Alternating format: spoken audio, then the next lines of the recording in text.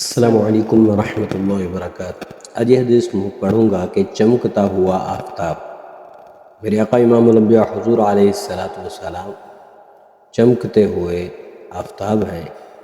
حضرت عمار بن یاسر رضی اللہ تعالیٰ عنہ کے پوتے حضرت ابو عبیدہ علیہ الرحمہ نے بیان کیا کہ میں نے حضرت ربیع بنت معوذ بن عفراء رضی اللہ تعالیٰ عنہ سے عرض کی کہ مجھے سیدنا رسول اللہ صلی اللہ علیہ وآلہ وسلم کا حلیہ بتائیے کہ حضور علیہ السلام کیسے تھے۔ آپ رضی اللہ تعالی عنہ نے فرمایا لو رأیتہ رأیت الشمس طالعۃ۔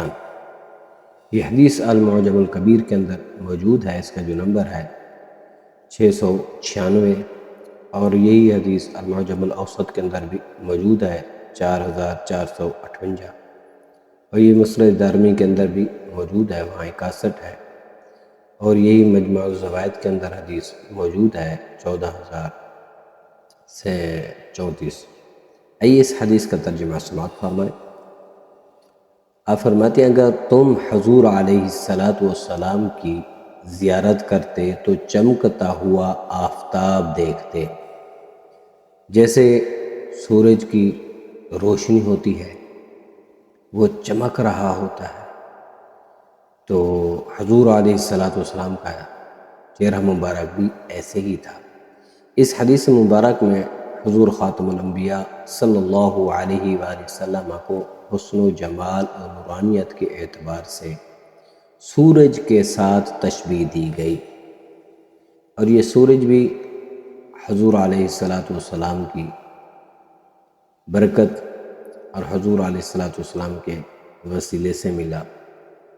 دیگر احادیث میں رخ نبوی کو چاند جیسا کہا گیا، ایسی تشبیہات سمجھانے کے لیے ہوتی ہیں، ورنہ آقا کریم علیہ السلام اپنی ذات و صفات کے اعتبار سے بے مثل و بے مثال ہیں۔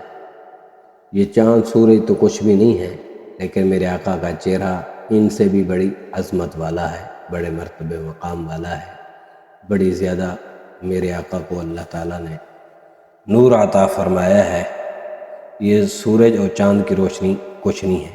یہ بھی معلوم ہوا کہ تابعین صحابہ کرام سے، ایسے ہی صحابہ کرام اکابر صحابہ کرام رضوان اللہ تعالی علیہم اجمعین سے حضور رحمت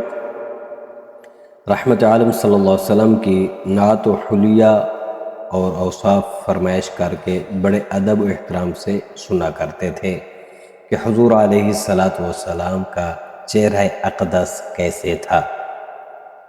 تو اس لیے دعا ہے اللہ رب العالمین ہم سب پر اپنا خصوصی فضل و کرم فرمائے، اور حضور علیہ السلام کے چمکتے ہوئے چہرے کی برکات سے اللہ تعالی ہمارے صغیرہ اور کبیرہ گناہوں کو معاف فرمائے۔